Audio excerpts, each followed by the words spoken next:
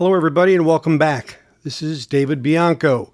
Today I'm going to be doing a bit of a comparison, looking at some recently purchased Beatles albums that were cut with direct metal mastering, or DMM. That's coming up next on the Safe and Sound Texas Audio Excursion.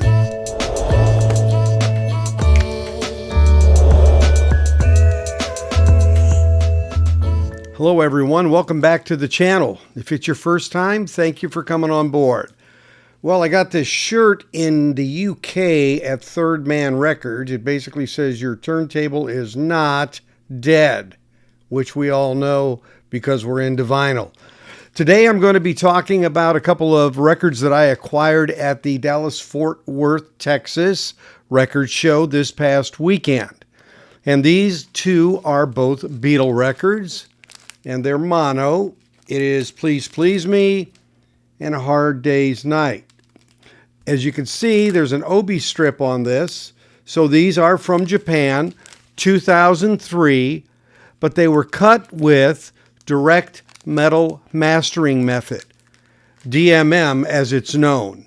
So DMM's been around since about 1983. It was a joint development of a couple of labels in Germany, and it really was a way to have an alternate to the standard Lacquer mastering, which has always been the way things were done. So this methodology is different in that while Lacquer mastering consists of using a lathe, cutting grooves into a soft lacquer-coated aluminum disc, DMM, or direct metal mastering, uses an alternate style of lathe with a diamond cutting head that cuts the grooves into a steel disc that is coated in high-purity copper. So one of the key advantages to cutting into that copper is the ability to skip 2 stages of electroplating that normally occurs when you're involved with a lacquer. That includes the silvering wash to make the lacquers electrically conductive. If you remember my video on going to QRP in Salina, Kansas, I showed you that process. And then the second step of electroplating to create a backup of the lacquer. So since DMM avoids both of those cutting stages, the risk of introducing greater surface noise is reduced. So that is one of the advantages in this methodology. Okay. The advantage on lacquer cutting is that it does have the capability of producing louder sides of the record, since you can cut deeper into the soft surface of the lacquer disc compared to the harder copper DMM blank. And this can be appealing, of course, if you're doing 12-inch club singles or LPs with shorter sides. However, it must be noted that loudness isn't without a risk, in the sense that it can induce distortion, especially inner groove distortion, as you get to the center of the disc, which can cause skipping on some turntables. So, since lacquers aren't really perfectly flat, it's necessary for an engineer to cut a wider groove normally to avoid the risk of skipping issues during playback. So that's one of the things with the lacquer that has to be done. The wider grooves then can result in a shortened playback time per side on lacquer cut projects. Of course, this issue then with DMM is mitigated as the copper layer on the disc is very flat and therefore allows the engineer to cut about 20% narrower groove. So one of the things you see with these DMM cut records is the groove is not nearly as deep. And then they can safely fit more information on a record, about 22 minutes on a 12-inch, 33 RPM. Of course, it depends on the genre and how many loud sections they have as it relates to the actual cutting. Another advantage of DMM really is offering over the lacquer is reduced risk of this phenomenon called pre-echo or print-through. So during the lacquer cutting process, the lathe stylus can increase in temperature and subsequently increase the surface temp of the actual lacquer disc.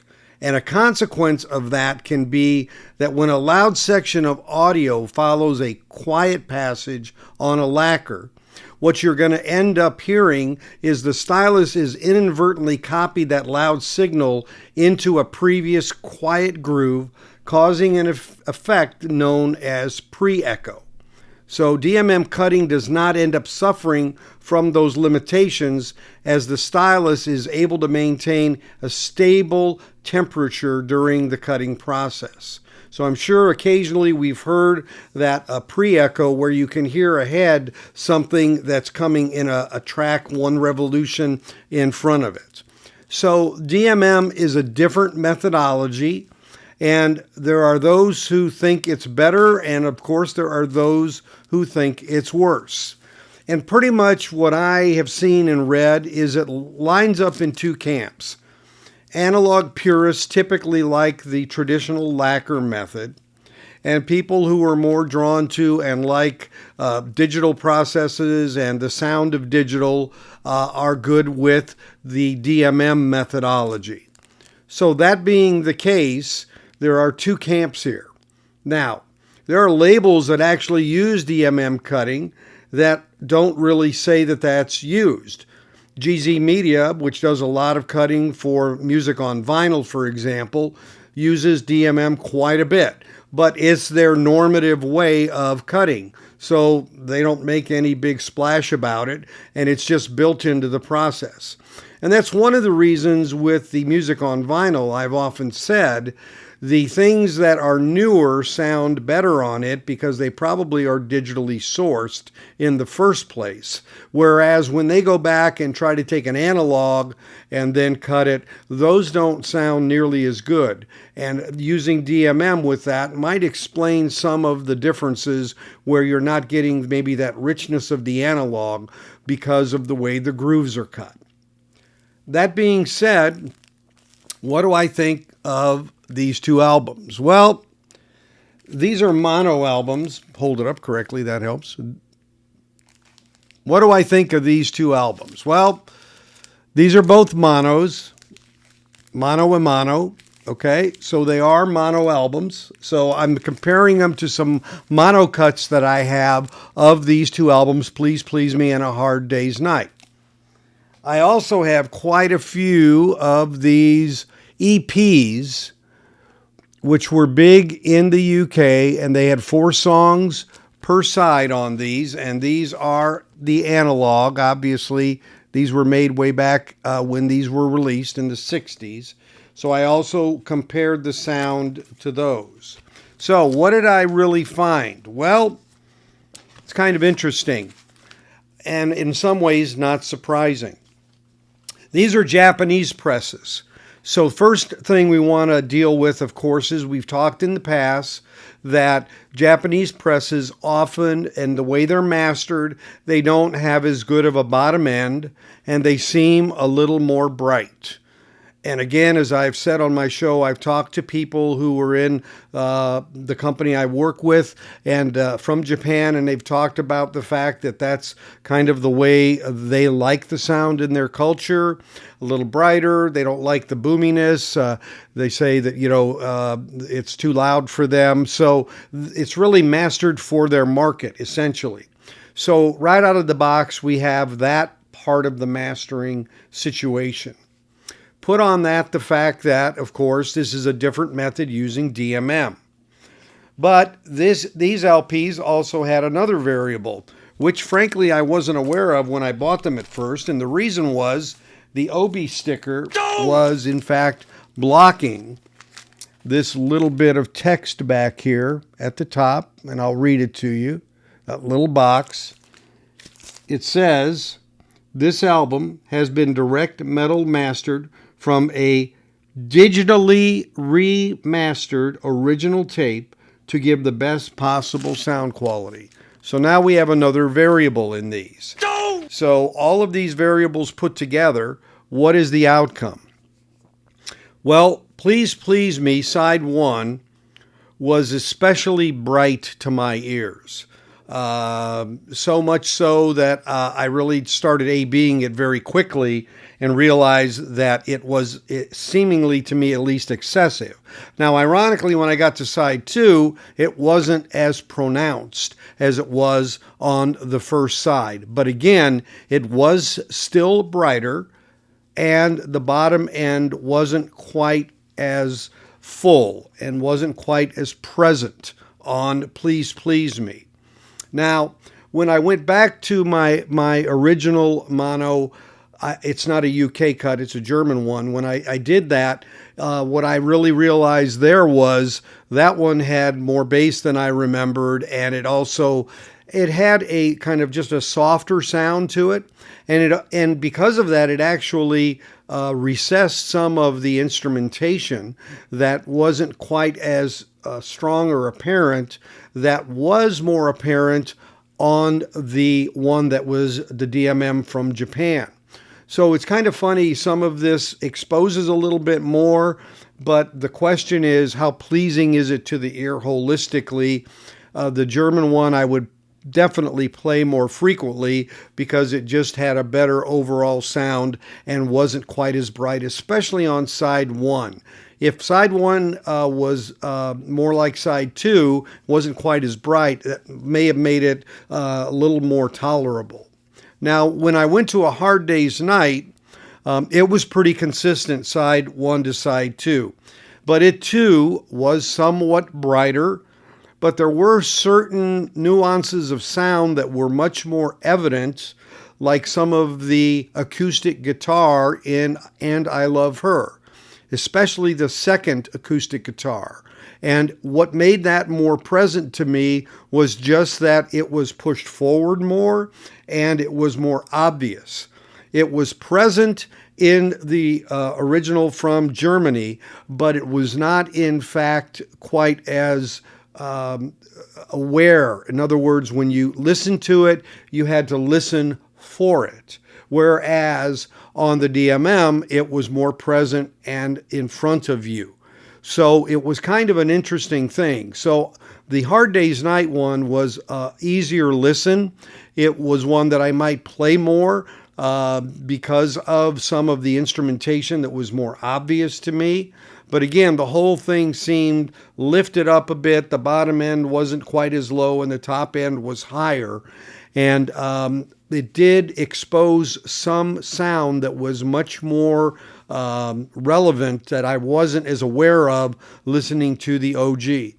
So kind of an interesting difference here even between these two albums, whereas on Please Please Me, side 1 definitely had a bit of that what I'll call harshness that was in fact something that made it difficult to really stay with for very long once I'd listened to it.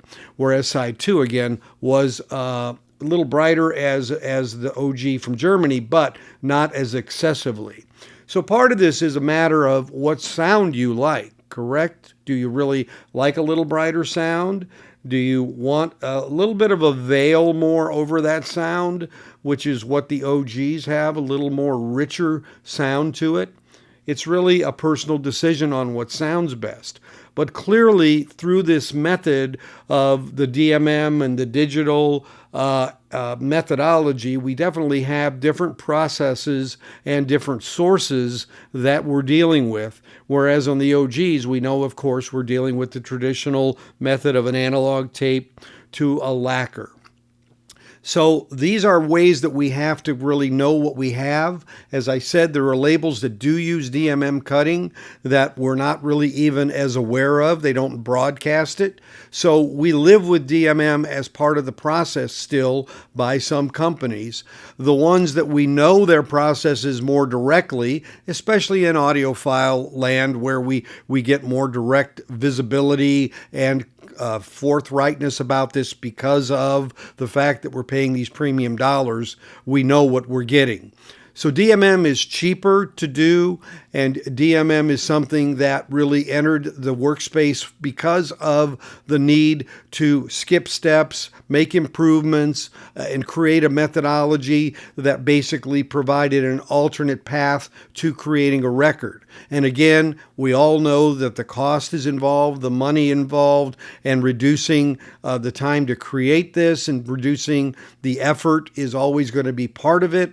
Of course, the improvement that we got in less intergroove distortion, which I certainly can attest to the fact that it's very quiet type thing on this vinyl from Japan, and you definitely don't pick up on any echo or pre-echo effect or paint through at all of these. They're dead quiet in that regard, totally. So you do get that. But again, it's all about the music. So how does it sound? If you like your sound a little brighter, then the DMM and the Japanese pressings probably will be more to your liking. If you like that little bit richer, warmer effect, stick with the OGs because those are the ones that provide you that the most. All right, so that's my analysis and give you a little history about DMM and information on it as well. If you enjoyed this, I'd appreciate it if you'd subscribe and click the bell down below and the top option there for all to get notified. If you're already a subscriber, thanks. By the way, a thumbs up or a like is appreciated. And of course, comments are always welcome. So for now, I'll say goodbye and thank you for watching us here at the Safe and Sound Texas Audio Excursion. See you next time, everybody. Take care.